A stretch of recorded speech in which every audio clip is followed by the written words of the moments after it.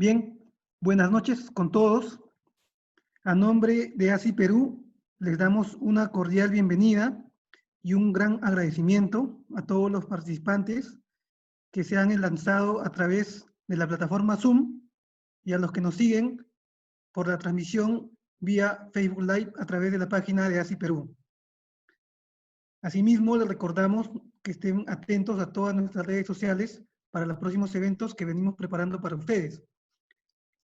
El día de hoy vamos a compartir la conferencia técnica denominada Importancia de la influencia de bloques de roca beam soils en el diseño geotécnico, la cual estará a cargo de la ingeniera Denise Campos Muñoz de Perú.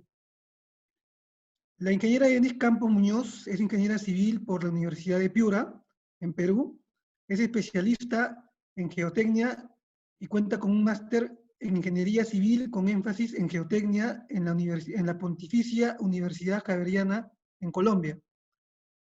La ingeniera Denise Campos tiene amplia experiencia en el diseño geotécnico y también en control de calidad en proyectos de infraestructura vial, tales como el corredor vial Amazonas Norte y el corredor vial interoceánico sur, en los tramos 2 y 3.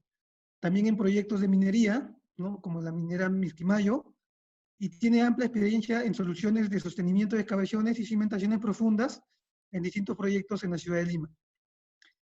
El tema que se presentará hoy, importancia de la influencia de bloques de roca de beam soils en el diseño geotécnico, es muy importante y de gran interés en proyectos de infraestructura vial alrededor del mundo.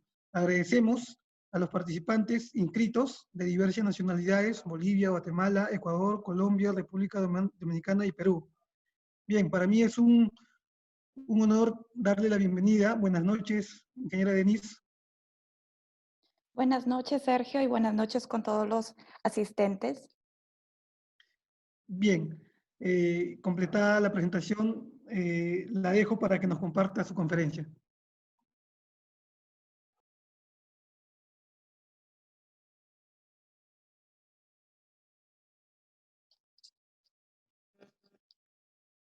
Buenas noches con todos los asistentes. Quiero agradecer a ASI Perú por la invitación y yo estoy muy contenta de ofrecerles este tema tan importante y del cual he realizado investigaciones para que ustedes lo puedan aplicar en sus distintas carreras profesionales. La conferencia técnica se titula Importancia de la influencia de bloques de roca de beam soils en el diseño geotécnico. Es muy posible que muchos no hayan escuchado este término. Es por eso que le pediría a Yomar que lance la encuesta. El contenido de esta presentación básicamente es acerca un poco de las definiciones de este tipo de materiales y su comportamiento mecánico y aplicación en la ingeniería civil.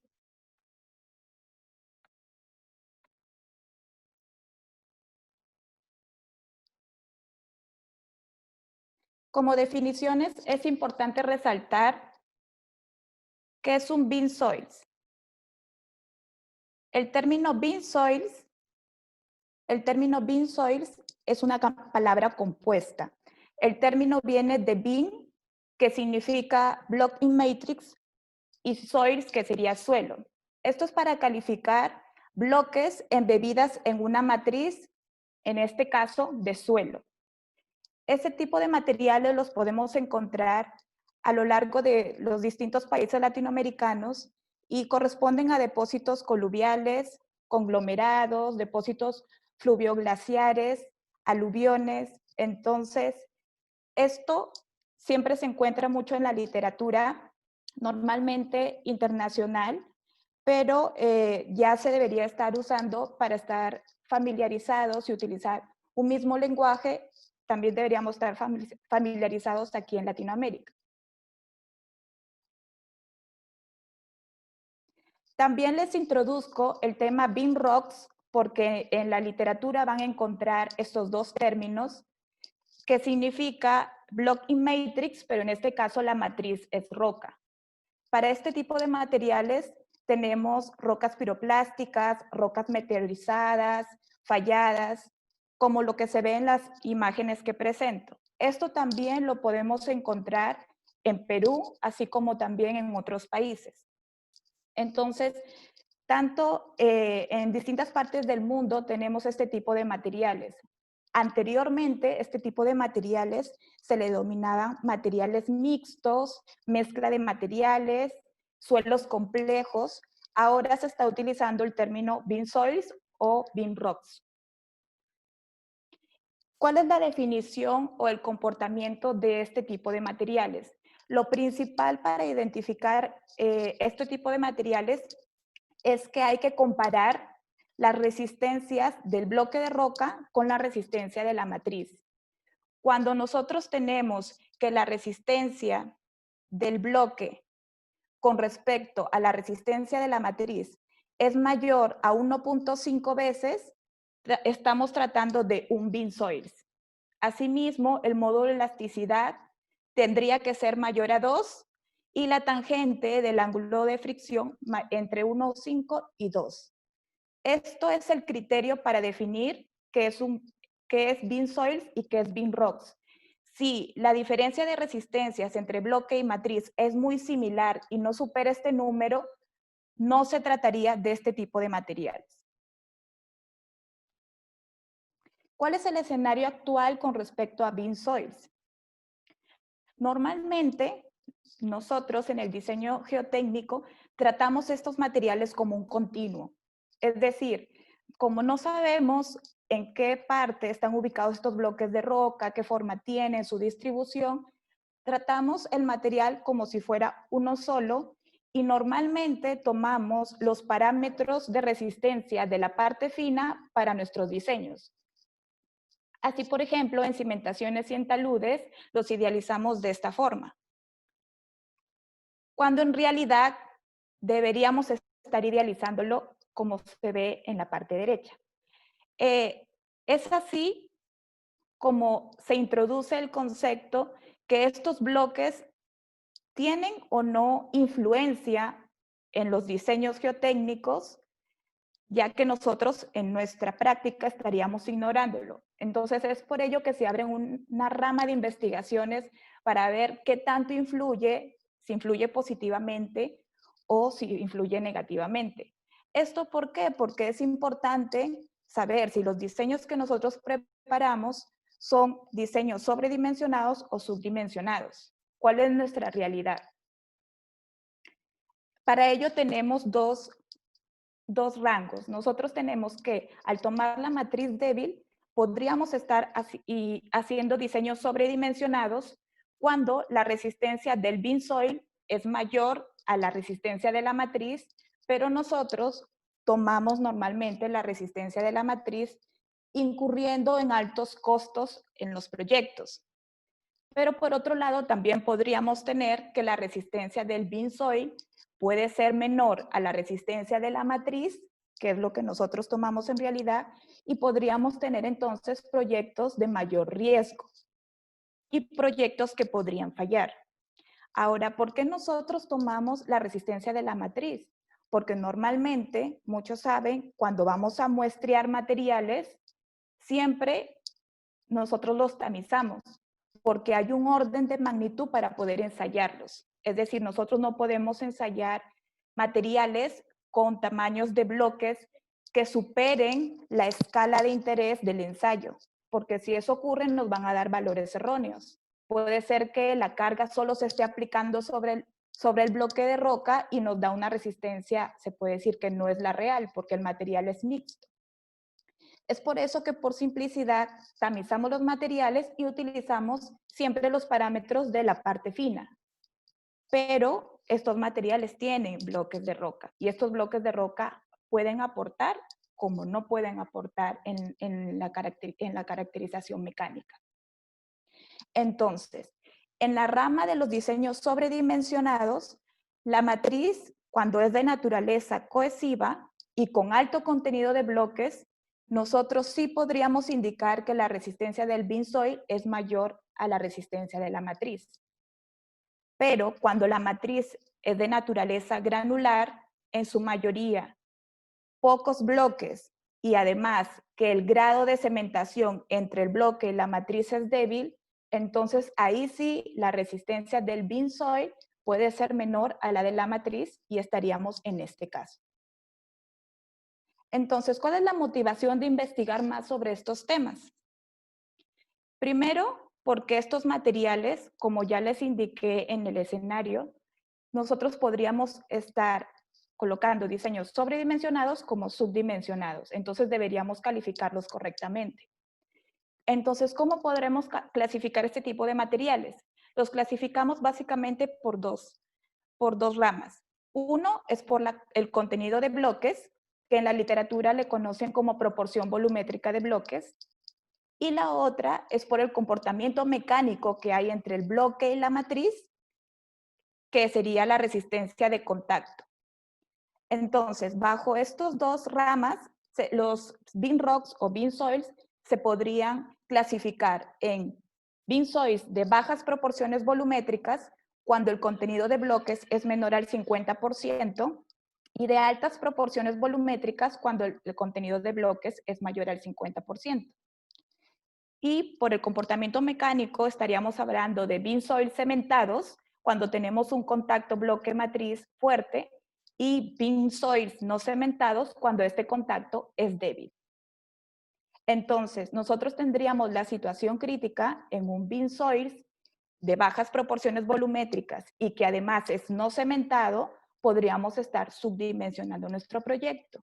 Así como si tuviéramos un bean soils de altas proporciones volumétricas y bien cementado, nosotros estaríamos sobredimensionando nuestro proyecto. Este esquema es adaptado de una publicación.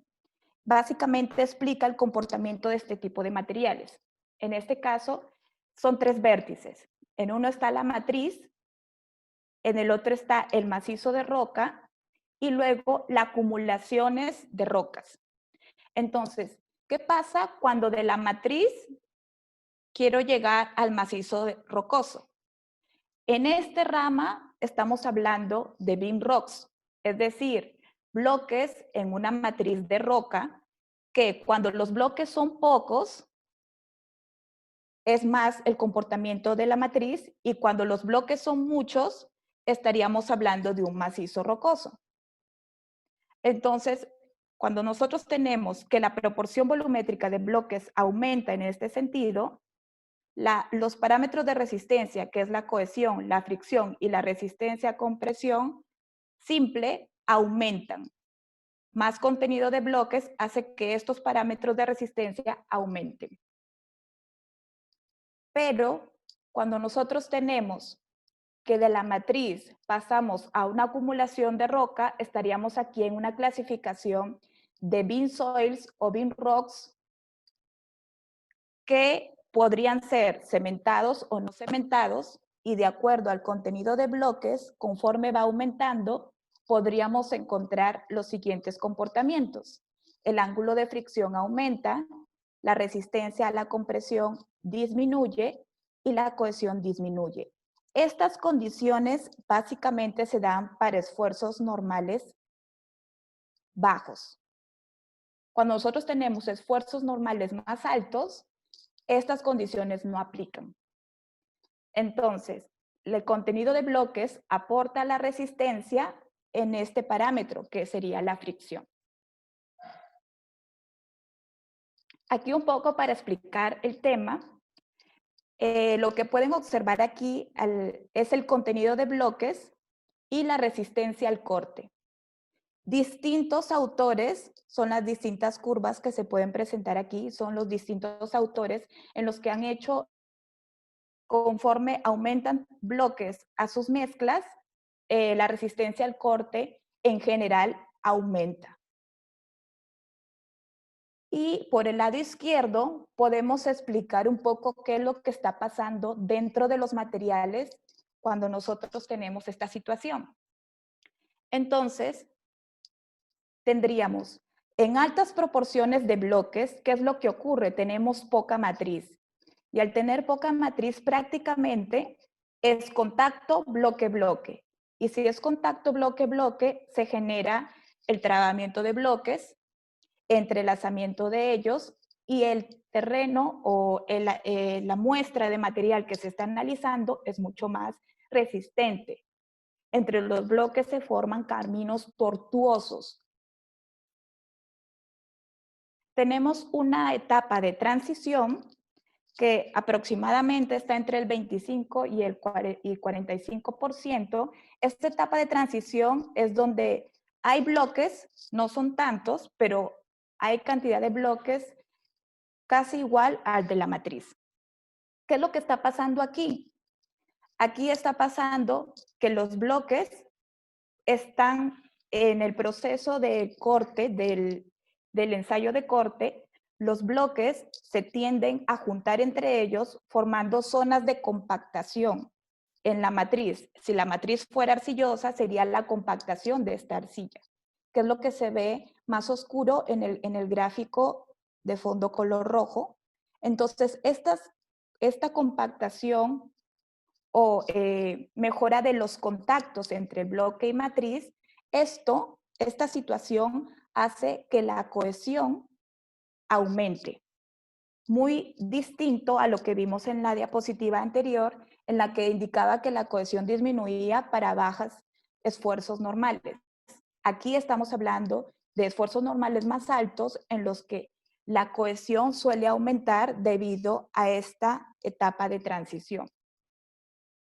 ¿Y qué pasa cuando nosotros tenemos muy pocos bloques? Cuando nosotros tenemos muy pocos bloques, prácticamente los bloques están flotando en arcilla. Entonces, ¿cómo se explica esta teoría? Los investigadores de estos temas lo que han hecho es, tenemos una acumulación de rocas, que es lo que vemos aquí. Cuando no tenemos casi nada de arcilla, ¿qué es lo que pasa? Hay un entrelazamiento de bloques que aumenta la fricción más la dilatancia entre ellos. Conforme uno va adicionando matriz, en este caso arcilla, lo adiciona, entonces ya tenemos un beam soils. Es decir, tenemos bloques con arcilla.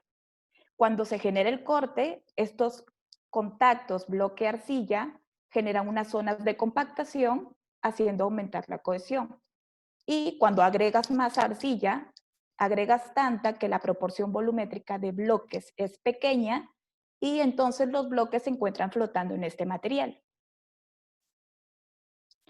Entonces, como manera de resumen de estas definiciones, es importante saber que para una muestra de este tipo de materiales, quienes están involucrados en su comportamiento mecánico son básicamente la proporción volumétrica de bloques y el grado de cementación del contacto bloque-matriz. Pero además existen otras variables como la rugosidad de bloque, la orientación de los bloques, la forma, la distribución de bloques, el tamaño. Entonces todo eso tiene un aporte en distinta magnitud, pero los más importantes, de acuerdo a las investigaciones, es básicamente el contenido de bloques y el grado de cementación. Entonces, muchos dicen, sí, ya sabemos que es beam soils, y sí, hay en el Perú y posiblemente hemos trabajado con ellos. ¿Cómo los identificamos?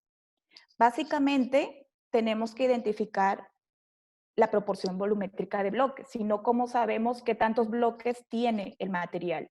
Para saber si de verdad yo debo considerar que este material tiene un aporte de resistencia, debo conocer el contenido de bloques. Y entonces lo que normalmente hacemos es ir a hacer una exploración, una perforación, y cuando hacemos la perforación no podemos saber si estos bloques son grandes, pequeños. Lo único que podemos ver es lo que podemos muestrear y que de cierta profundidad a otra encontramos rechazo. Eso es lo que podemos observar en una dimensión. Otros, como por ejemplo los especialistas, los geólogos, hacen otro tipo de observaciones, en este caso una observación en 2D. Es decir, ven los bloques que afloran por encima del terreno y pueden tomar las dimensiones, diámetros y poder clasificarlos de esa manera, mapearlos de esa manera. Entonces, de la proporción lineal de bloques y la proporción de área de bloques, y por otro lado, cuando nos llevamos estos materiales a un laboratorio para hacerles ensayos de granulometría, densidad, de alguna manera podemos saber la distribución de tamaños con la curva granulométrica y el contenido de bloques a partir del peso. Entonces, ¿qué es importante aquí? Quería resaltarles que en otros países normalmente no esperan ir al laboratorio, sino que ya tienen a partir de la proporción en 2D, es decir, la proporción de área y de la proporción lineal, pueden estimar la proporción 3D de la cantidad de bloques que pueden encontrar, por ejemplo, en un depósito coluvial de cierta zona. Han estudiado esto de forma estadística y es por eso que pueden, a partir de estos valores que encuentran en campo, estimar la proporción volumétrica. Normalmente otras personas van a la segura, esperan los resultados del laboratorio, a partir de aquí sacan la distribución de tamaños, el contenido en peso de estos bloques y por ahí también tenemos la proporción volumétrica de bloques. Con este dato nosotros ya podríamos saber si nuestro material tiene un aporte significativo de los bloques o no. Entonces aquí, como para hacer un recorrido rápido, esto es cómo pueden llegar de la proporción lineal de bloques, es decir, en este caso, de lo que muestrean en la perforación, como vimos en la diapositiva anterior, esa distancia que encontraron de bloque, van a medir, posiblemente encuentren 4 o 5 bloques en toda la profundidad. La distancia más larga de ellos, a partir de ahí, entran con ese valor y pueden encontrar el coeficiente de variación que tendría la proporción en 3D. Por ejemplo, la longitud de una perforación, en este caso 5 veces la dimensión visible máxima, es decir, si encontraron un bloque que es visible 1 metro, su máxima dimensión visible es 1 metro, la perforación es de 5 metros, la proporción lineal, es decir, la obtuvieron el 40%, con el 40% pudieron obtener, la curva del 40% puede ser un poco más baja que la que indica aquí 42.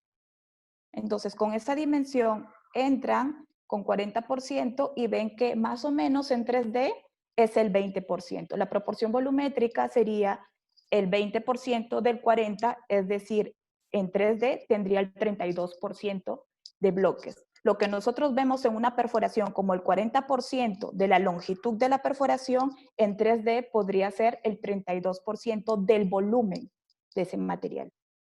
Entonces, como les comento, estos son temas estadísticos. Lo mismo se puede hacer con las áreas. En este caso, mapean en la dimensión máxima visible, sacan diámetros y ya trabajan un poco con el tema de dimensión fractal. Y a partir de ello, como pueden ver aquí, sacan la mayor distancia de los bloques y con ellos pueden ver la distribución de tamaños. A partir de esta distribución 2D, ellos pueden nuevamente estadísticamente ver qué tanto influye en 3D. Es decir, para una dimensión 2D, el 50% para tamaños medios es aproximadamente lo que tendría el error. Es decir, si en la dimensión 2D el contenido de bloques es 40%, en 3D sería 50 por 40%. Entonces, más o menos de esa manera llegan a calcular la proporción 3D. Ahora lo que vendría a introducirles lo que es importante para nosotros. En este caso, la caracterización mecánica de estos materiales. Nuevamente vamos al gráfico base y solo quiero mostrarles una pequeña introducción de Beam Rocks porque ya la conferencia es de Beam Soils, pero para mostrarles un poco cómo son estos materiales, con Beam Rocks tenemos lo siguiente. En otros países normalmente sacan estas fotografías, calculan la dimensión en 2D y hacen o sacan diamantinas de estos materiales y los ensayan. ¿Qué es lo que normalmente encuentran? En este caso, los contactos son fuertes, se puede notar aquí.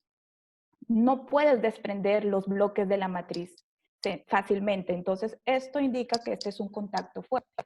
Y bueno, además los materiales son de origen volcánico. Por ser de origen volcánico, nuevamente los contactos van a ser fuertes. Para este tipo de materiales, en este caso tenemos proporciones volumétricas del 45 y 39%. Nosotros tenemos este comportamiento. Aumenta la cohesión, aumenta la fricción. Y es lo que básicamente encuentran para beam rocks cementados. Ahora, nosotros estamos con el tema de beam soils. Para el tema de beam soils, normalmente encuentran la fricción aumenta, la cohesión disminuye para esfuerzos normales bajos, pero también les había indicado que para materiales cuya matriz es cohesiva y esfuerzos normales altos, esta cohesión no necesariamente disminuye.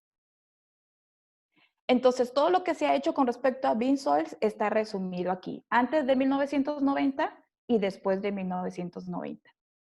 De manera rápida, los más importantes, tengo aquí ensayos de ya 1960, muy antiguos, para que vean que este tipo de materiales no es reciente, siempre se ha investigado de este tema, y pueden encontrar que conforme aumenta el contenido de bloques, la fricción va aumentando y la cohesión disminuye relativamente. En este caso tenemos gravas, las gravas son los bloques y la matriz es una arena limo arcillosa.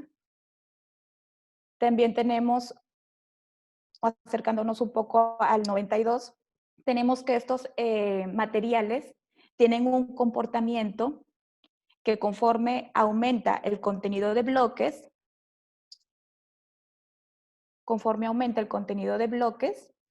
la resistencia al corte aumenta, es decir, para mayor cantidad de bloques la resistencia al corte aumenta, pero también para mayor contenido de bloques, esta misma resistencia al corte presenta mayor dilatancia. Esto son resultados de corte directo, como pueden ver. Tenemos el desplazamiento vertical versus el horizontal y aquí podemos ver qué tanto dilatan los materiales. Con esto podemos ver que los bloques, en este caso, ya están entrelazándose entre ellos. Es por eso que la dilatancia es alta. Mientras que para bajos contenidos de bloques no tenemos tanta dilatancia. Aquí tenemos otros ensayos. En este caso, aumenta la proporción de bloques, la cohesión disminuye para distintas orientaciones de bloques. En este caso, está mostrando bloques totalmente horizontales, a 30 grados, a 60, es decir, vieron la orientación de los bloques y aquí la fricción aumenta. Y además tenemos las investigaciones de varios matrices arcillosas donde explican la teoría de la flotación de partículas y de las zonas de compactación que vimos en diapositivas anteriores, donde los bloques prácticamente compactan esas zonas de arcilla. En esas concentraciones, el aumento de la resistencia al corte en las matrices también refleja un aumento en la cohesión. Esto ya es propio, estos son ensayos de corte directo, y podemos ver que para la matriz, que son las líneas en azul, y distintos esfuerzos de confinamiento, tienen un comportamiento bajo, pero cuando le agregan los bloques, con solo una proporción del 15%, el comportamiento aumentó bastante. Y esto se puede observar en la resistencia al corte, pero también en la dilatancia. Aquí ya los bloques comenzaron a entrelazarse entre ellos y la dilatancia es mucho mayor. Entonces, todo esto se resume en una teoría de Barton. ¿Qué es lo que él dice? Cuando nosotros tenemos rocas, el comportamiento al corte es alto. La roca resiste mucho conforme se va desplazando. Cuando nosotros tenemos arcillas, normalmente la arcilla resiste poco para desplazamientos y conforme aumenta la deformación o el desplazamiento de la arcilla, normalmente muy poco endurece con la deformación, más ocurre ablandamiento, por eso que sigue recto. Pero ¿qué pasa cuando tenemos los suelos mixtos? En este caso los beam soils. Estaríamos en el caso B. Pero ¿cómo podemos entender este comportamiento? En este caso, normalmente primero está trabajando la arcilla, es decir, tenemos resistencias bajas, pero llega a un grado de deformación que ya la arcilla ya no está resistiendo, ya están trabajando los bloques de roca. Es así como se pueden explicar todas las curvas de corte directo que se han mostrado anteriormente, donde se observa un aumento, pero de un momento a otro, conforme aumenta el desplazamiento, hay un salto en la resistencia. Entonces, esta teoría es lo que Barton había estudiado para saprolitos o para materiales en plena meteorización, y este es el comportamiento o la teoría que él propuso. Aquí ya les muestro algo más actual, ya esto es del 2006, muestras en las que efectivamente el ángulo de fricción aumenta, la cohesión disminuye. Aquí les estoy mostrando un corte directo in situ en un beam soils, esto es en Italia, y aquí encontraron muy parecido a lo que ya habían estudiado hace bastantes años.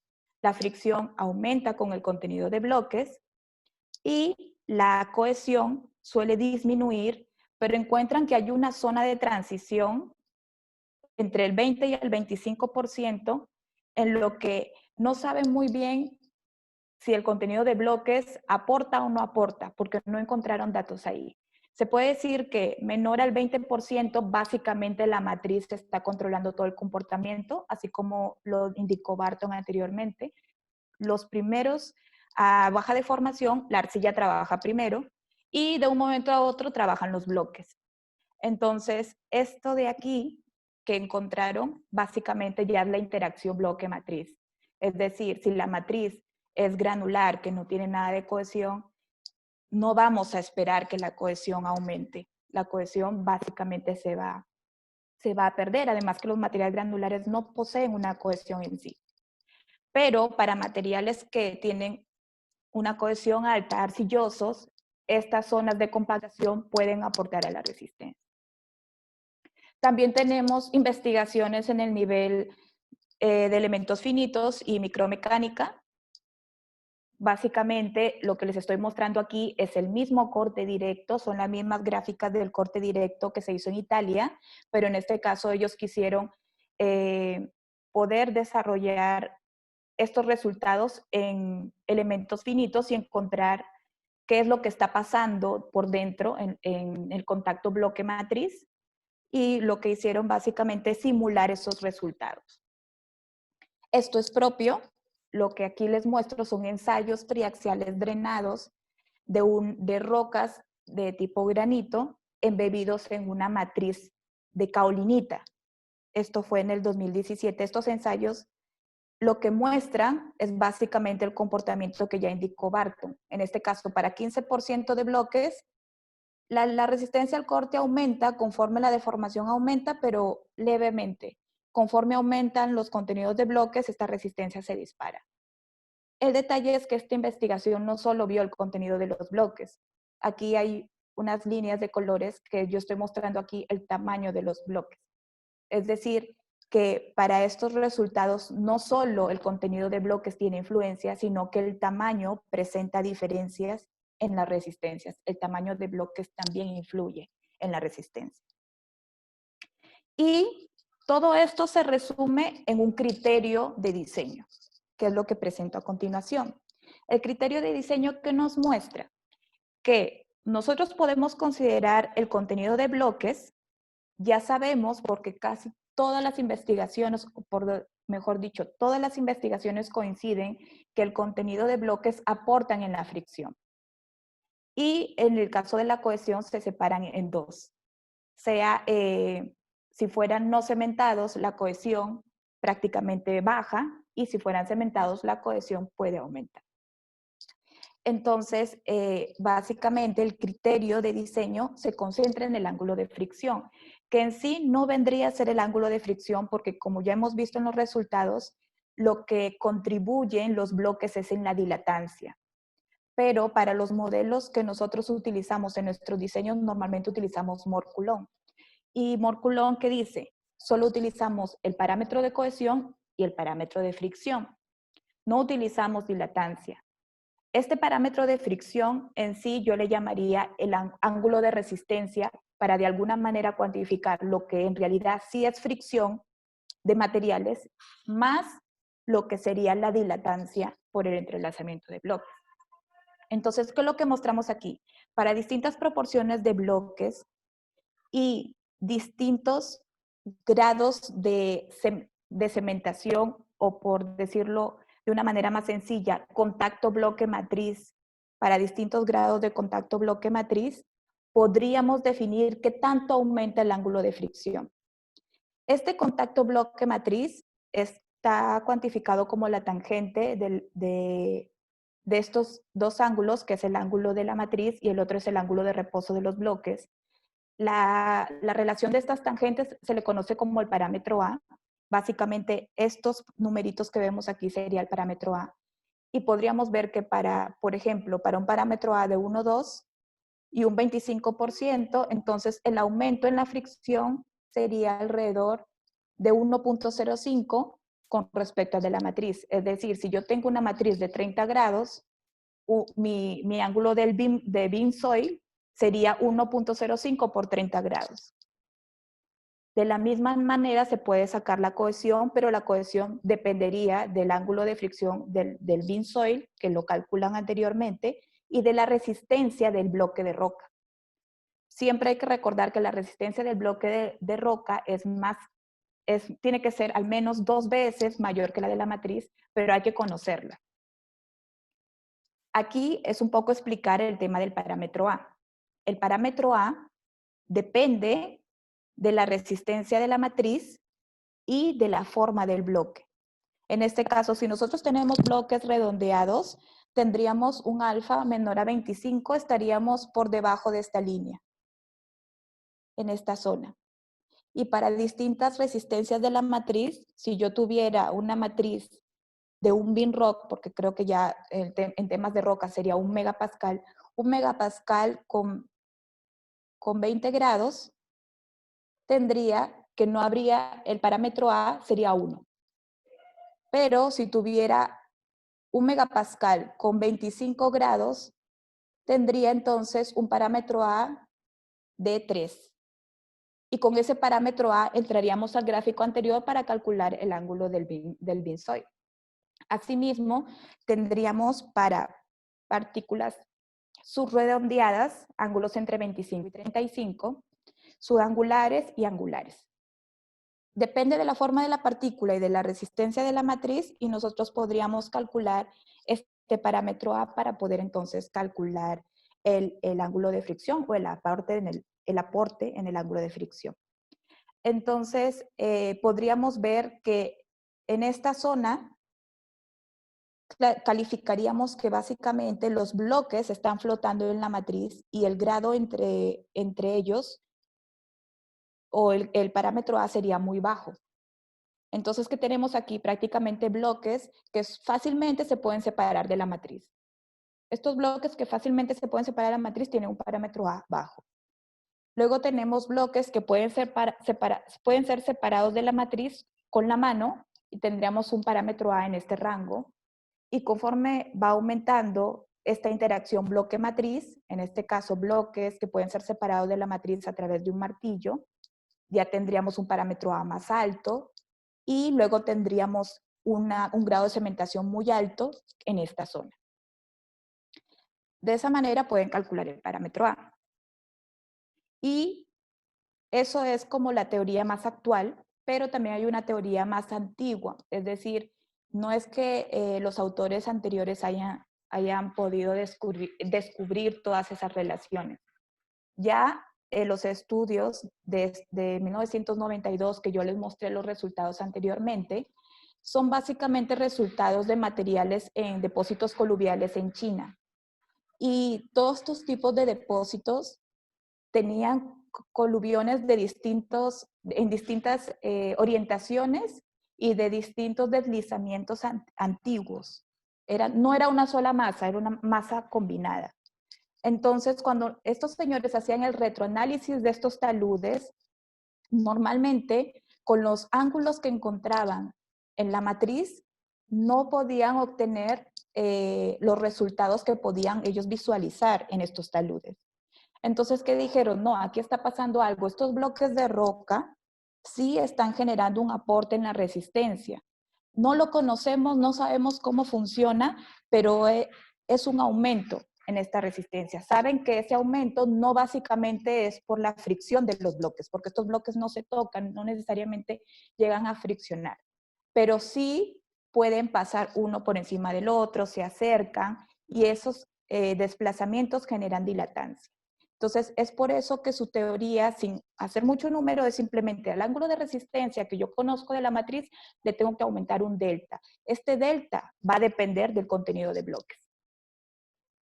Así, algo tan sencillo es lo que pensaron estos señores, y de esa manera es como pudieron se pudo analizar todos los taludes de esa zona. Entonces, ya una aplicación de todo lo que les he explicado ya en el diseño geotécnico es la siguiente.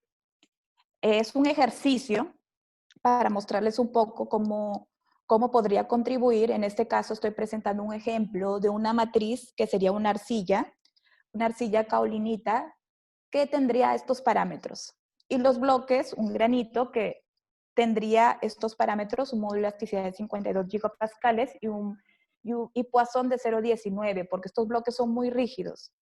Entonces, al ser muy rígidos, no llegan a plastificarse. No es necesario que tengan este comportamiento morculón porque no llegan a plastificarse. Es un comportamiento prácticamente lineal.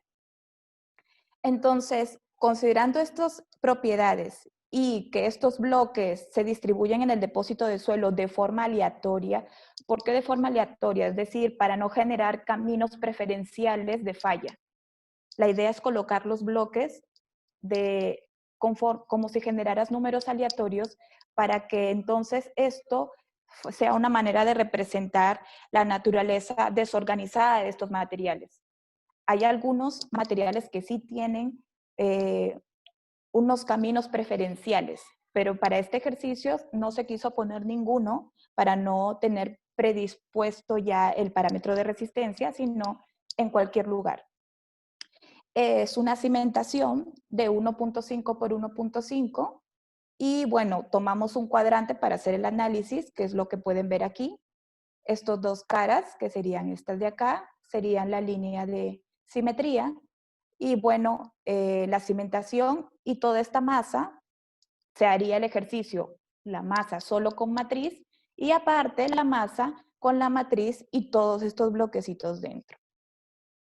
¿Cuál es el resultado? El resultado es el siguiente. Aquí podemos tener en el cuadrante que hemos señalado anteriormente, cuando tenemos la arcilla sola, podemos ver los esfuerzos al corte. Pero después podemos ver en la masa con los bloques dentro, podemos ver los esfuerzos al corte. Normalmente tienen el mismo magnitudes muy cercanas, pero la forma de estos esfuerzos toman la forma de acuerdo a los bloques. Como tiene bloques por dentro, entonces tiene estos caminos que en estabilidad de taludes lo conoceríamos como caminos tortuosos o la tortuosidad de estas fallas. ¿Cuál es el resultado ya en sí? Para distintos asentamientos en este caso de la cimentación y el esfuerzo de corte, podemos ver que para solo la matriz, que sería el suelo arcilloso, que sería la línea azul, y para el beam soil, que sería la línea roja. ¿Qué podemos ver? Lo que ya Barton nos había advertido años anteriores. Para bajas deformaciones, bajos asentamientos, trabajan prácticamente igual. Pero llega un nivel de deformación, en este caso un nivel de asentamiento, en el que ya el beam soil está aportando resistencia, es decir, los bloques ya están aportando resistencia a esta matriz, que es donde se separan estas curvas. En este caso, se hace el ejercicio, por ejemplo, para el asentamiento de 1 pulgada, ¿cuál es la diferencia de la resistencia al corte? Y ya se puede ver una diferencia. Y se puede ver claramente este comportamiento. Primero trabaja la arcilla y luego ya estarían trabajando los bloques. Esto ya es un corte de la cimentación que les mostré anteriormente, pero ya es un corte de los bloques. Se pueden ver la cantidad de bloques y en un corte en el plano XZ y en el plano YZ, y podemos ver que obviamente cuando nosotros tenemos y sometemos una fuerza, aquí quien agarra más esfuerzo es el material más rígido, en este caso los bloques de roca.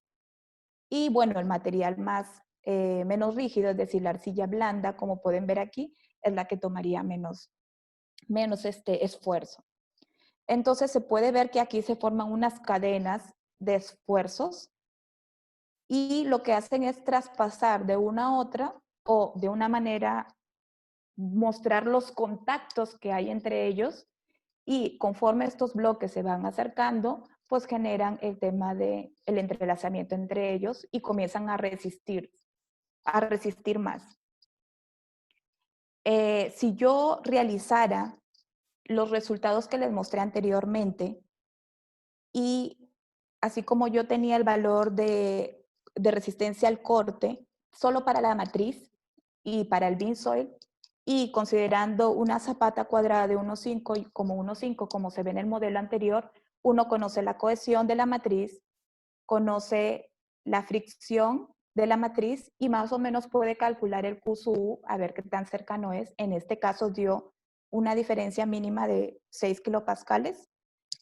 Entonces, esta ecuación de Terzaghi se puede aplicar, y cuando uno quiere colocar el valor de Q sub U y hacer el proceso inverso para el beam soil, uno toma el valor de Q sub U que se obtuvo en el modelo, la cohesión que no se está variando porque vamos a aplicar el criterio de aumentarle un delta de fricción, la cohesión la misma de la matriz, y podríamos calcular el ángulo de fricción para que dé ese resultado.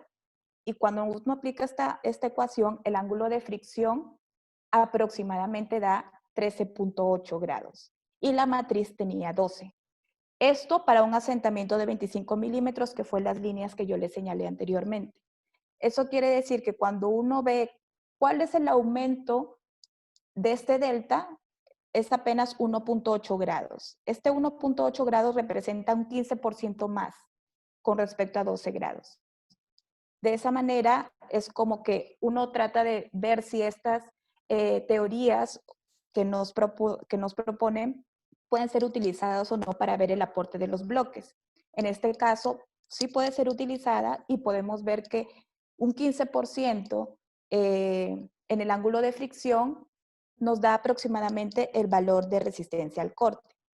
Esto para un asentamiento de 25 milímetros, que es lo que mostré. Sabemos ya que si el asentamiento o si la estructura permitiera un asentamiento mayor, este aumento en el ángulo de fricción sería más alto. Entonces, para un asentamiento de 50 milímetros en las mismas condiciones, sabiendo que la matriz tiene 12 grados, el delta de fricción ya no es 1.8, es 10 grados. Y la nueva fricción es 22. Y aquí ya sí se ve un 85% en el aumento del ángulo de fricción. Es decir, depende de nuestra estructura y el nivel de asentamientos que me lo permita. Si me permite 1 pulgada, puedo usar este valor que en algo aporta la resistencia, pero obviamente mientras más sea el asentamiento, el aporte de los bloques es mucho más alto, los bloques trabajan más. Eso es como una forma de ver el aporte, ya en un caso se puede decir práctico. Y lo que les estoy mostrando aquí es la teoría del parámetro A aplicada al mismo ejercicio. En este caso, yo ya he dibujado la línea azul considerando un parámetro A de 1.2, que son unos bloques redondos y una matriz. Como esta matriz era arcillosa débil, aproximadamente el parámetro A me salía 1.2. Con ese parámetro A, simplemente lo que se ha hecho es generar la curva de la fricción. También se generó la de la cohesión, aunque no se utilizó, pero se generó la de la fricción, y como el caso que les estoy presentando, el depósito de suelo tiene un 20% de contenido de bloques, yo vengo aquí, busco el 20%, lo intersecto con mi curva y aproximadamente me da 1.15. Es decir, la relación del ángulo del beam soil con respecto de la matriz es 1.15. ¿Qué es eso? Un 15% más. Muy cercano a la situación sin ninguna formulación que nos dio en este caso Irfan en 1992, donde dice, sí, es un delta de phi, no sé cuánto podría ser, pero hay que investigar más, ¿no? Es decir, trata de hallarlo tú. En este caso, con estas curvas y este parámetro A, uno puede llegar muy aproximado a ese valor. Entonces, lo que les quería mostrar ahora es un escenario local, es decir, esto en Perú. O sea, cómo estamos tratando estos materiales en Perú. Lo que aquí les muestro es la situación en Lima. ¿Por qué en Lima? Porque en Lima tenemos materiales que es el conglomerado de Lima. Básicamente, sabemos que Lima tiene una formación que es un conglomerado cementado, pero en las zonas tanto inferior, o mejor dicho, norte y sur, que sería el Callao y Chorrillos, ya se desarrollan arenas. Entonces, básicamente, para estos tipos de materiales tipo conglomerado, que el conglomerado es un beam soil, ¿qué es lo que se ha hecho? Se han hecho cortes directos in situ, como pueden ver aquí en la imagen de la derecha, y se han hecho cortes directos con muestras remoldeadas en laboratorio, como se puede ver aquí. ¿Qué es lo que hemos podido encontrar? Estos cortes directos son, como pueden ver, a gran escala. Son de una caja de 70 por 70. ¿Qué es lo que puedo mostrarles aquí? En un análisis de talud en la Costa Verde de Miraflores, cerca al Parque María Reiche, el circulito anaranjado que les muestro, podemos ver que las propiedades del conglomerado y de los finos son las siguientes. 40 grados versus 29 grados, 55 kilopascales versus 9 kilopascales. Entonces, para estos materiales, tranquilamente podemos decir que el conglomerado, estos resultados son del ensayo in situ, dio estos resultados. Y cuando llegaron al laboratorio y tamizaron los materiales, encontraron estos valores que serían los finos o la matriz. Entonces, para la matriz son estos valores, para el beam soil son estos valores. ¿Qué es lo que nosotros hacemos? Normalmente esperamos el resultado del laboratorio y diseñamos con estos valores, con lo que dice finos. ¿Qué es lo que nos estamos perdiendo? Nos estamos perdiendo mucho camino. En este caso, un 38% en aumento de fricción. Y este valor no es no estoy utilizando ninguna ecuación, no estoy utilizando ninguna de las teorías que le he mostrado anteriormente. Esto es un ensayo in situ, es decir, esto es lo que salió en el corte directo in situ. Esto es lo que en realidad el talud está resistiendo en su posición actual. Y lo que nosotros tomamos para nuestros diseños es esto. Nos estamos perdiendo un 38% en la resistencia.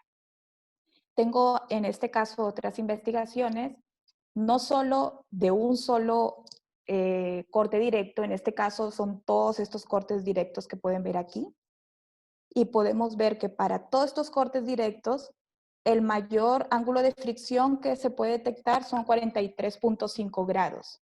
Para estos 43.5 grados, con respecto a 30 grados, que es los finos, nos estamos perdiendo un 45%. ¿Nosotros qué tomamos? Los 30 grados, no tomamos estos valores. Entonces, esto es como poner una reflexión para que uno ya vea qué tanto está sobredimensionando su proyecto, al menos en la situación en Lima, para ver entonces que uno debería ya comenzar a ver que estas gravas están aportando resistencia. Y se puede comprobar con ensayos in situ. Ahora, sé que hay proyectos que ya lo están usando. Por ejemplo, el Metro de Lima ya usa estos valores. Pero también sé que hay otra rama que no les gusta usar, prefieren irse a la segura con el resultado del laboratorio, pero el resultado del laboratorio es muy bajo.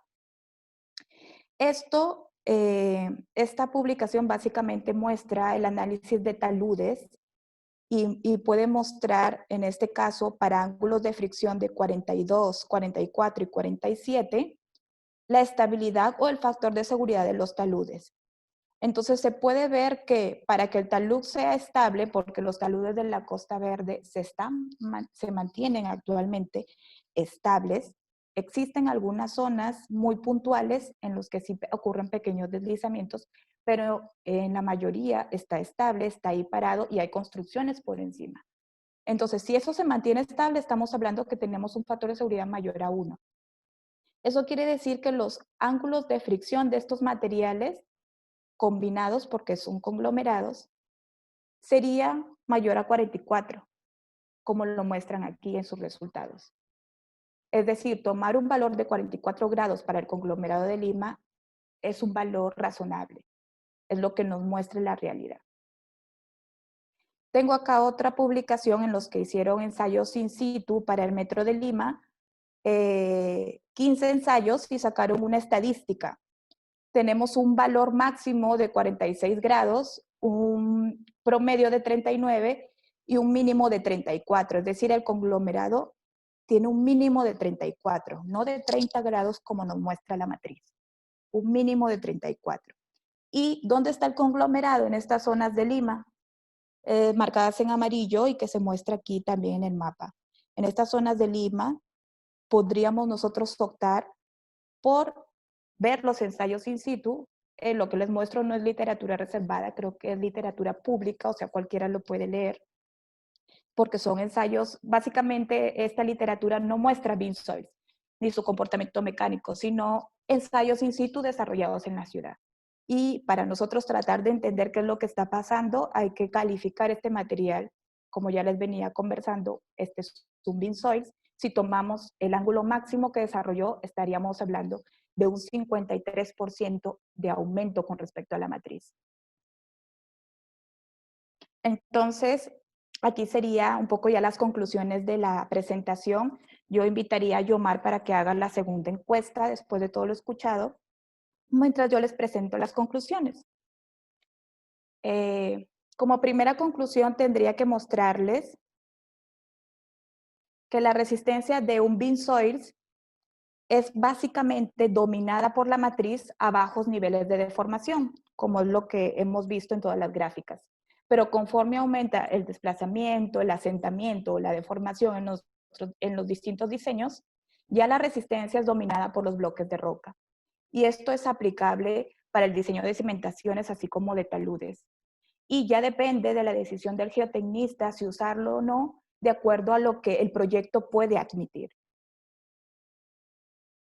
Como segunda conclusión, podría mostrarles que la capacidad última en un depósito coluvial bajo una cimentación cuadrada es mayor que la de un depósito de suelo arcilloso solo, debido a que los bloques en esta matriz forman cadenas de esfuerzos.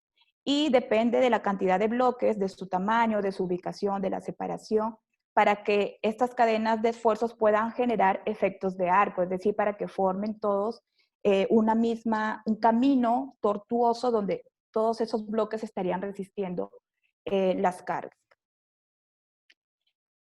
Una tercera conclusión importante sería la aplicación de las propuestas de IRFAN del 92 y en este caso de nuestros amigos de Turquía, que son Calender. Estos son de 2014, son recientes. Todas estas aproximaciones para obtener el adicional del ángulo de fricción son una buena alternativa para empezar a diseñar. Yo me atrevería a decir que para Lima sí sería una buena alternativa, porque tiene mucha relación.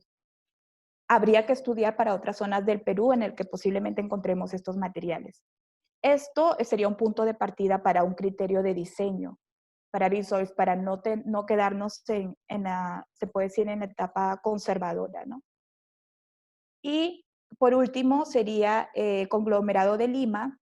Es un beam soils de alta proporción volumétrica porque tiene muchos gravas y esto puede llegar a desarrollar ángulos de fricción de hasta 46 grados ya comprobados en ensayos in situ, y estos 46 grados corresponden a un incremento del 53% respecto a la matriz. Y eso es importante porque nos estaríamos mandando con proyectos que tranquilamente podrían mejorarse conociendo estos ensayos. Claro, dependiendo de lo que puede admitir el proyecto. Bueno, estas son las conclusiones y bueno, gracias a todos por la atención y espero sus consultas o preguntas.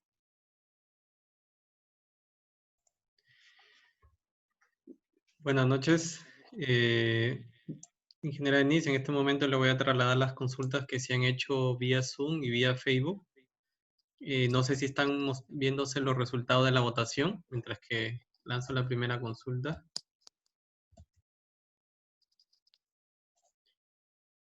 Sí pude ver que están calificando como de importante y muy importante el tema, lo cual me concuerdo totalmente con el público.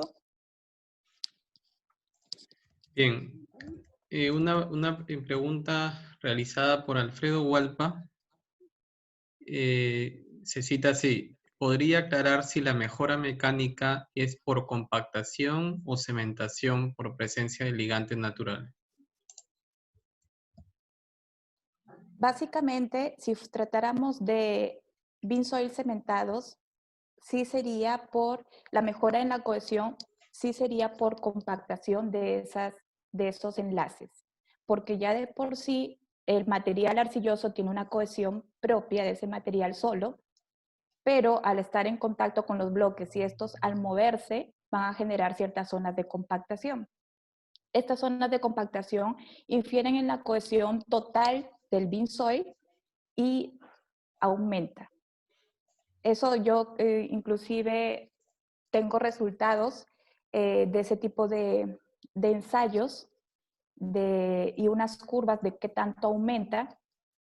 En este caso no lo he presentado aquí, ya que nuestra realidad en Perú básicamente son en matrices granulares, pero sí hay un ligero aumento por esas zonas de compactación. Bien, otra consulta hecha vía Zoom por Gerson Valle es: ¿a qué profundidad hago el ensayo in situ? Bueno, básicamente, uno normalmente, me hablas para el mapeo geotécnico de estos materiales.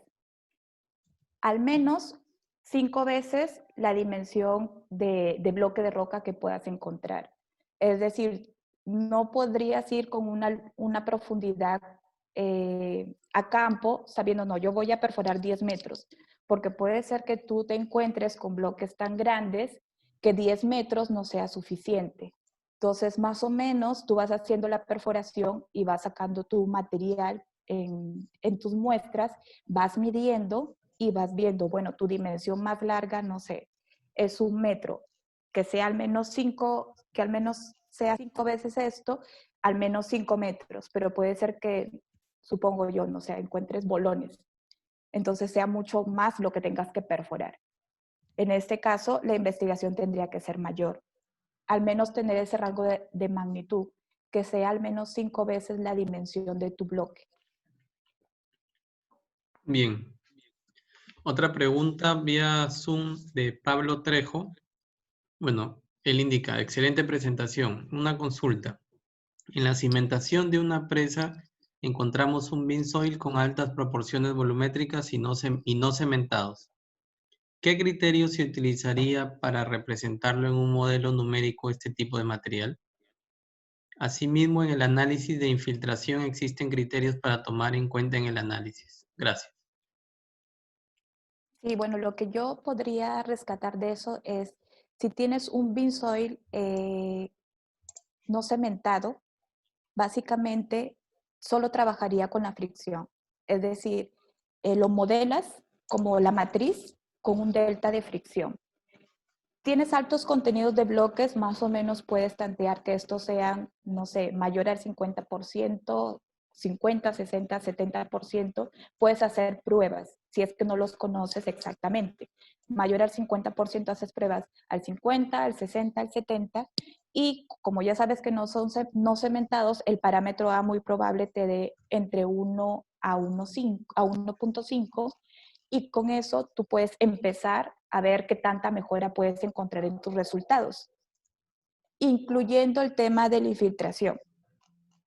eso ya estaría incluyendo ahí, porque estos deltas de phi que nosotros aumentamos son estudios en los que uno ya ha considerado que estos materiales en condiciones reales tienen condiciones de agua, de infiltración.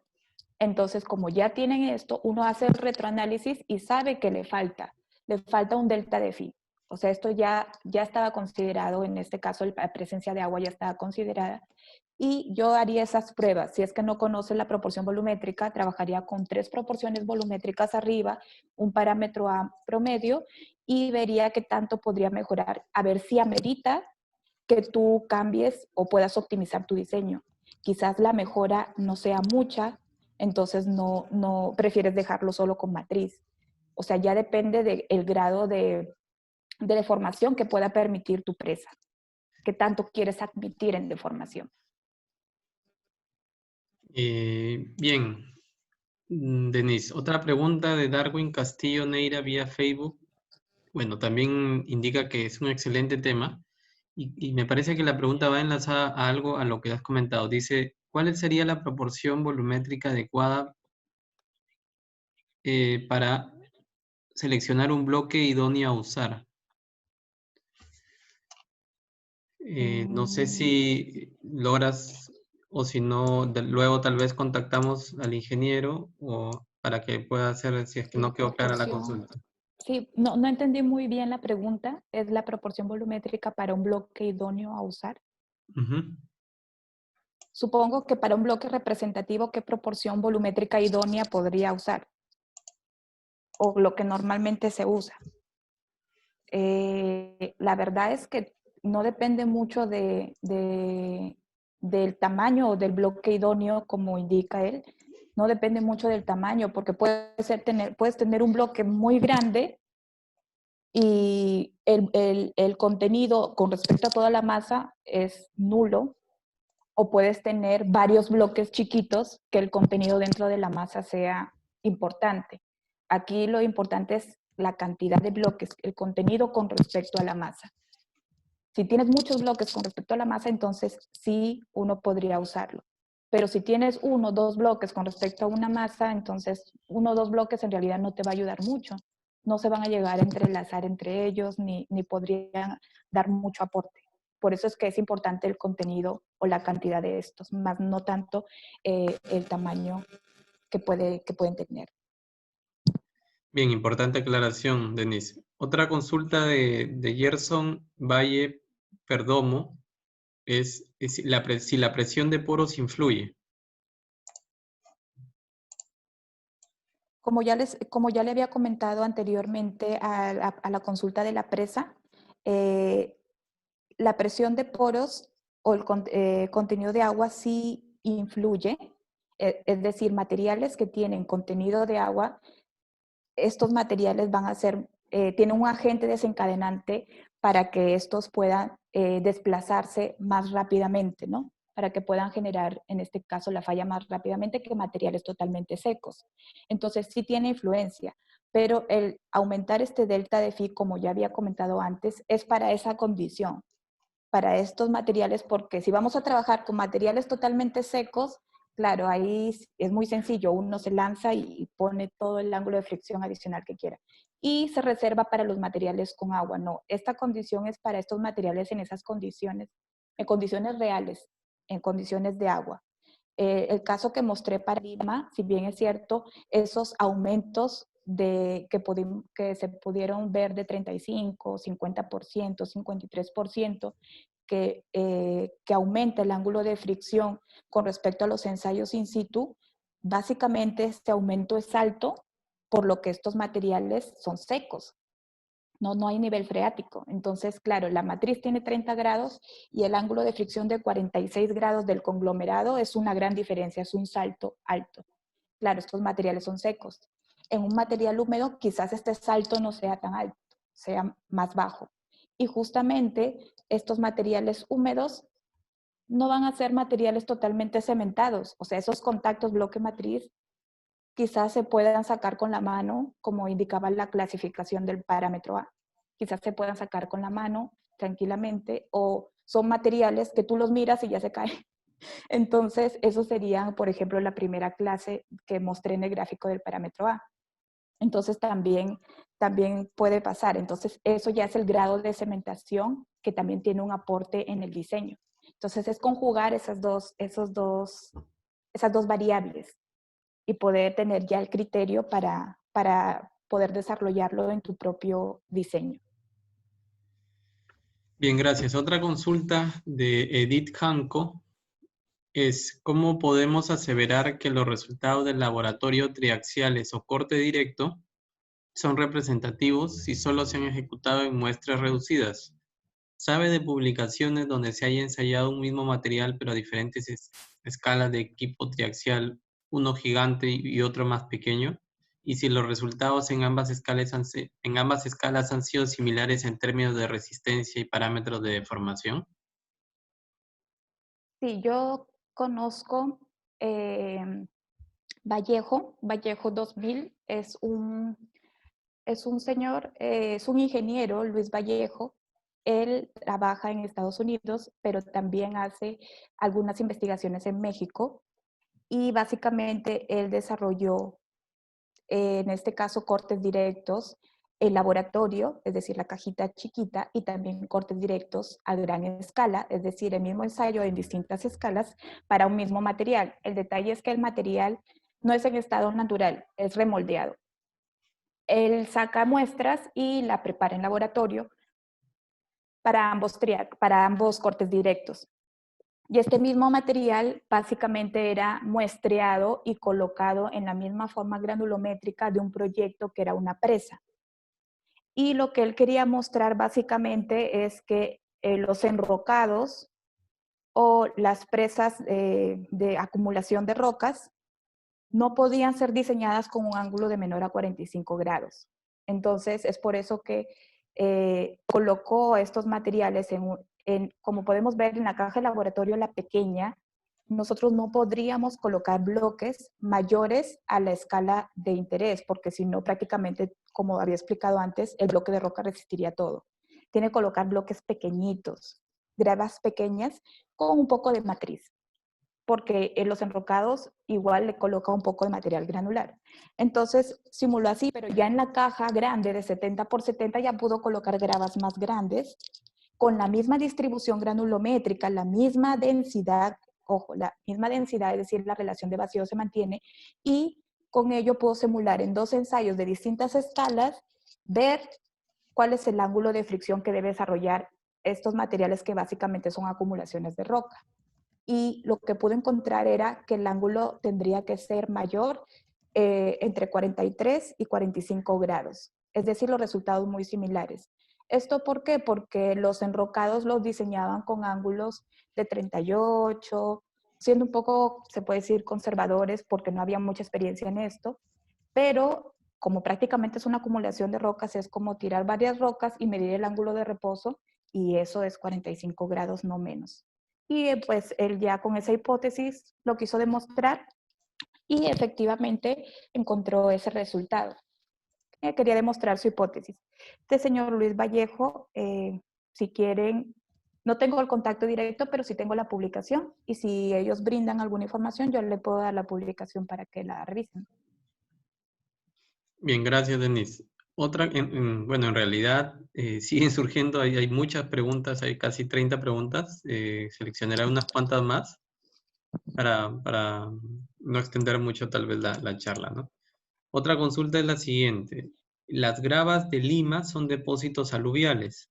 Se puede observar en algunos tramos de la Costa Verde que las gravas son escasas y predomina la matriz arcillo-limosa. ¿Considera que la grava de Lima es un bean soil? ¿Qué recomendación técnica sugiere para trabajos de sostenimiento en la Costa Verde? Bueno, en la Costa Verde, como les mostré en la presentación, hay ya un análisis de estabilidad de taludes en Miraflores y con ensayos in situ. Este talud era de 70 metros de altura y se había hecho el análisis con el ángulo de, en ese caso de los finos, que era 29.5, es decir, utilizaron 30 grados, y hicieron el análisis y ese factor de seguridad volaba. Entonces, eso era prácticamente que no había talud.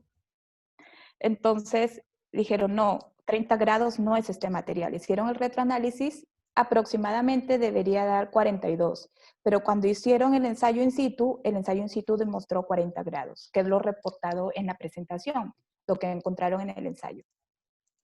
Pero el retroanálisis dio más, es decir, que el ángulo debió ser un poco más para que ese talud se mantenga estable. Entonces, sí se podría calificar como bean soils a estos materiales porque es la mezcla de estos dos materiales, en los que sí hay cantidad de bloques.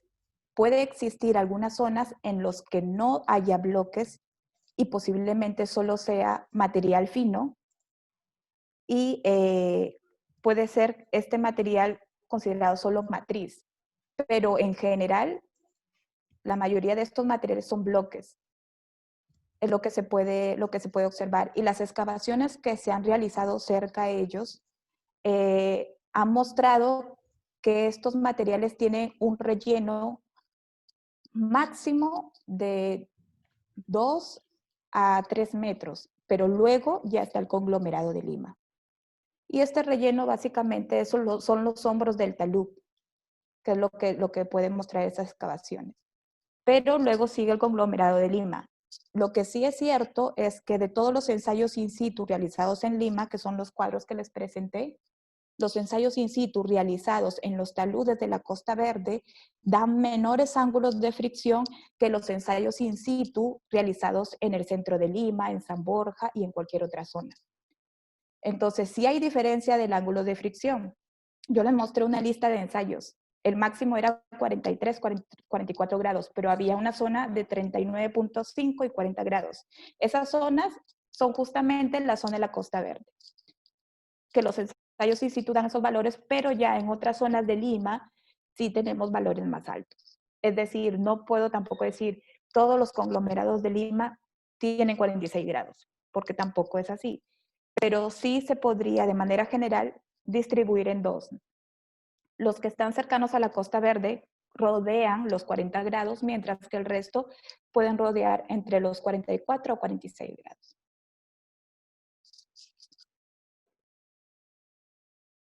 Bien, otra consulta, ingeniera Denise, es ¿qué modelos constitutivos recomienda para modelar los bean soils y bean rocks si el objetivo es estimar deformaciones?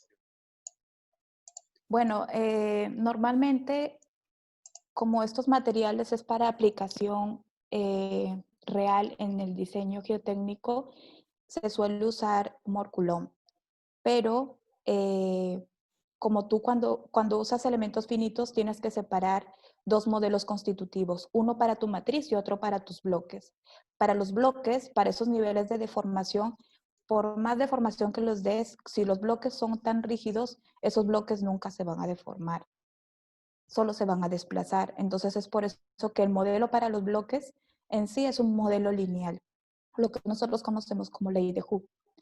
Pero para la matriz sí puedes utilizar modelos constitutivos variados. Puedes usar desde Morculón, que es el más sencillo, que nosotros normalmente la mayoría de ingenieros que diseñamos usamos, pero también puedes usar modelos viscoelásticos, que son más para arcillas, si fuera en el caso de arcillas. Y también algún modelo hipoplástico si fuera en el caso de una matriz arenosa. Pero sí, podrías combinar otros modelos. Eso sería como una rama, como trabajo futuro de investigación.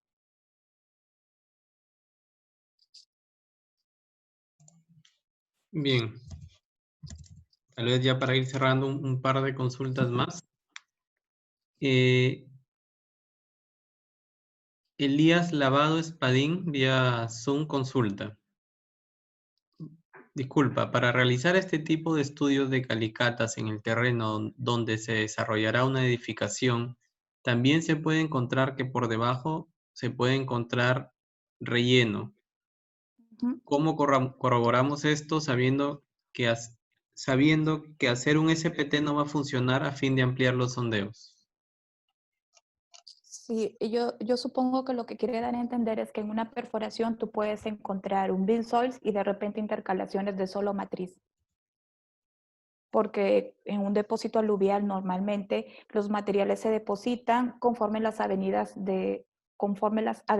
que tuvo alguna vez ese río, ¿no? Entonces se depositan capas de materiales finos, luego gruesos, luego mezclas. Entonces sí, lo que se tendría que calificar en este caso es hacer un perfil y ver si efectivamente el material en el que tú estás trabajando es un Binsol completamente, o si solo es Binsol en una pequeña capa. Si es un Binsol en una pequeña capa, yo creo que no vale la pena hacer todo el análisis, ya que el resto en su mayoría sería matriz.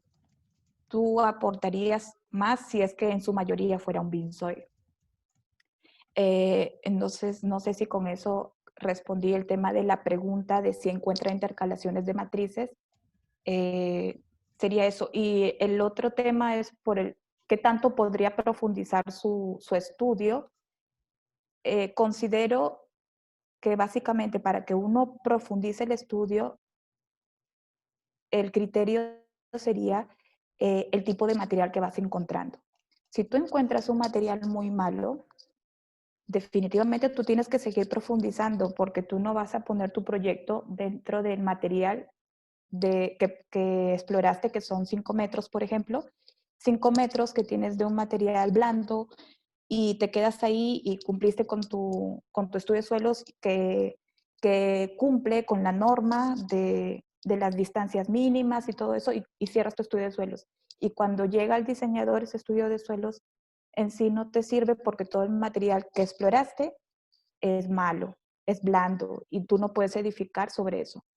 Entonces, ya ahí siempre es bueno, pues yo opinaría que siempre es bueno el criterio de uno va a perforar, estudia. Si uno va viendo que va sacando a un terreno que no es competente, pues sigo avanzando en el terreno hasta encontrar algo mejor en el que uno pueda decir, bueno, aquí puedo cimentar mi estructura y no quedarme corto.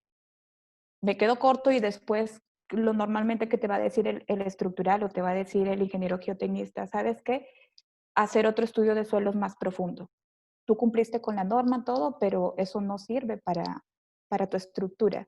Entonces, no solo hay que quedarse con eso, ¿no? Con cumplir las cosas, sino que conforme uno va explorando, uno va viendo, no, este material no sirve. Entonces, mejor sigo profundizando porque tengo que encontrar algo competente sobre el cual cimentar.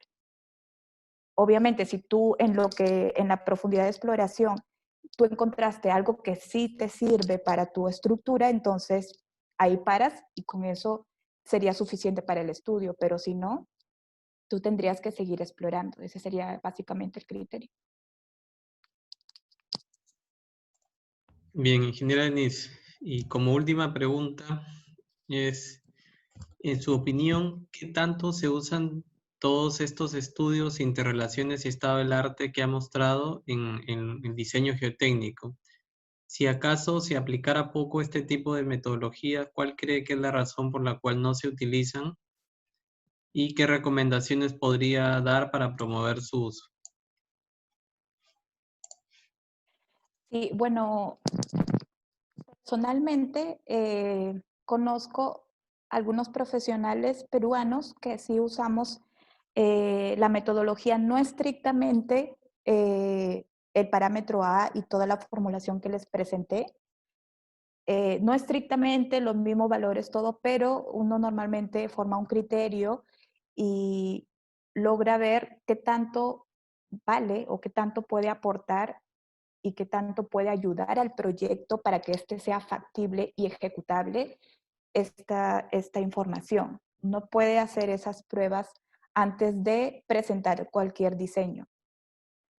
Sí, hay ingenieros que sí lo hacen y cuando amerita, entonces uno va y dice, no, esto, porque se comprueba en ensayos, porque si no es así, yo voy y te hago un ensayo in situ y veo y verifico los parámetros que yo estoy colocando. Entonces, esa es una forma de avalar el trabajo que uno hace. Sé que afuera, por decirlo así, en China, básicamente Turquía, los lugares, Italia, lo que yo les he mostrado en esta presentación es porque ya lo están utilizando. sé que no todos utilizan las mismas relaciones de Calendar, no todos usan, otros usan sus propias relaciones, aumentan quizás por ahí un factor de seguridad en algo o quizás una variable más, pero sé que usan esta metodología en general de agregar un delta de phi, si lo usan. ¿Qué valor exactamente? Depende de la región. Por ejemplo, en Estados Unidos, en el caso de Beam Rocks, los melanges, ellos ya tienen su criterio de cuánto deberían aumentar, porque ya estudiaron todos los melanges de su zona y ya saben más o menos cómo funciona. Es como decir, acá en Lima, nosotros si ya tenemos un mapeo de más o menos tantos ensayos, ya podríamos formar un criterio para Lima. Así lo tienen desarrollado ya en Estados Unidos, así en Italia, entonces ya cada uno forma su criterio, pero en general usan la teoría que les he mostrado. Considero que sí es importante. ¿Por qué? Porque muchos de los proyectos no son factibles cuando están en su etapa de estudio, no son capaces de terminarse o de concluirse debido a que salen, no sé, 1000 pilotes y no es rentable y no se hace. Y así uno va, el desarrollo del país uno lo va, se puede decir, atrasando por este tipo de cosas. Entonces, uno tiene que investigar un poco más, ir más allá de solo la simplicidad de usar la matriz. O sea, ir más allá de, sé que hay un poco de temor de personas o de profesionales, un poco de temor de decir, no, y si pasa algo a mí me van a echar la culpa o algo así, pero para eso existe la investigación geotécnica. Es decir, si tú quieres un proyecto rentable, bueno, ejecutable, pues hay que invertir en la exploración, hay que invertir en el estudio de suelos. No voy a hacer unas calicatas de 5 metros que no me van a ayudar para nada. Pues invierto y hago una calicata de 30 metros y veo y mapeo mi perfil perfectamente y con eso yo voy y lo muestro y con seguridad de lo que uno está haciendo. Entonces, es preferible invertir en eso a pagar no sé cuántos millones más por una obra tan cara, por tanto cemento, por tanto acero. Entonces sí es un poco como ir a la reflexión de que hay que investigar más. Hay mucho temor en ello, pero porque hay poca investigación. Hay que investigar más, quizás yo creo que si hubiera algún tipo de asociación en Lima para mostrar este tipo de cosas, de estudios, porque hay mucha gente que en este momento no sabemos, pero deben estar estudiando cosas espectaculares en distintas partes y la información queda para ellos y para su proyecto y no se comparte y uno no sabe. Sería muy bueno y tener un grupo de investigación para que entonces podamos en sí la mejora del país, ¿no?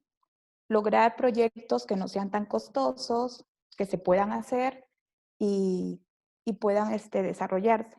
Como una anécdota les puedo comentar que en una excavación en Lima, teniendo los resultados de ensayos, teniendo, en este caso dio 43 grados, teniendo toda la información, se propuso un diseño.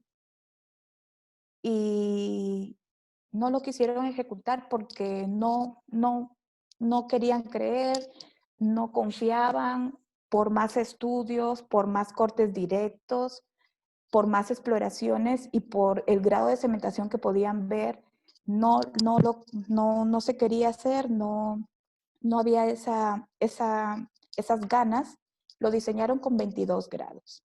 Así de sencillo. 22 grados decía el estudio de suelos de una calicata de 6 metros y con 22 grados lo hicieron. Esos anclajes salieron con una carga alta. El muro más grueso para una excavación de 8 metros. Un muro de 40 centímetros cuando no ameritaba un muro de 40 centímetros de espesor para 8 metros de excavación. Con unos anclajes supercargados, porque diseñar con 22 grados para la grava de Lima en realidad es mucho como que, o sea, 22 grados, creo que ni una arena, ¿no? Pero, o sea, hay esas dos ramas. Yo creo que sería un poco también ser un poco más flexibles, como les digo, investigar, leer y hacer pruebas. Si no se confía, se hacen pruebas, se comprueba Y de esta manera, un proyecto que tranquilamente podía ser de 25 centímetros de espesor no podría llegar a 40 centímetros. Entonces, es como una reflexión para todos los profesionales, investigar más y hacer mucho más exploraciones de suelos. Uno dice, no, ¿para qué gastar? No, es importante. Con eso tú puedes hacer las optimizaciones de proyecto que tú quieras, si tú conoces bien el terreno. Pues Bien, espero ingeniera haber Denise. resuelto las consultas. Bueno, muchas gracias. Cede las últimas palabras, tal vez. Bueno, yo agradecer a la asistencia de todos los participantes, incentivarlos en la investigación. No a todos nos gusta, a muchos nos gusta solo hacer, ejecutar, pero de vez en cuando siempre es bueno la lectura, innovación, no quedarnos en lo que siempre hacemos repetitivamente. Entonces, incentivar un poco a ello. Las personas que estén trabajando en proyectos, recalcar siempre que el estudio de suelos es lo más importante. Entonces, hay un apoyo para todos los ingenieros participantes, recalcar mucho eso. No puede ser, el estudio de mecánica de suelos no puede ser despreciado, ¿no? Es lo más importante y nos ayudaría para cualquier optimización a futuro, tanto en la etapa de diseño como en la etapa de construcción. Entonces, yo muchas gracias a todos y bueno, buen fin de semana. Ay, Bien. feliz Día del Padre, para los que son padres mañana. Bien, ingeniera Denise, muchas gracias. Ciertamente, para ASI Perú es un honor haberla tenido esta noche para exponer este importante tema muy técnico. Creo yo, han habido muchas felicitaciones a su exposición a lo largo del desarrollo. Quiero precisar que en ASI Perú compartimos su interés en que justamente, así como este y muchos temas más de la ingeniería, se compartan todos los conocimientos, las experiencias que muchos profesionales van adquiriendo a lo largo de su vida profesional y bueno, comentarle, ¿no? Que han quedado en realidad más de 20 preguntas sin responder. Yo creo que es un tema muy interesante que si usted lo permite, podríamos tal vez hacer una próxima charla para tocar algunos temas. Sería interesante. Le trasladamos esa invitación desde ASI Perú. ¿Qué más? Agradecemos a todos los que han participado de esta charla vía Zoom, vía Facebook. También agradecemos a todos los que han hecho sus consultas. La ingeniera Denise, le pasaremos todas las que no han quedado, todas las que no han sido resueltas para que pueda emitirles vía Facebook o a sus correos. Sí. Tiene su correo en la pantalla. Bueno, recordar que esta conferencia de igual manera estará subida al canal de YouTube de ASI Perú, que ha quedado grabada también en Facebook. No olviden suscribirse y seguirnos en nuestros canales, en nuestras redes sociales para conocer las próximas charlas que se vienen en el mes de junio y julio. Y finalmente, agradecerles y esperamos contar con su presencia en las próximas charlas. Gracias con todos. Buenas noches.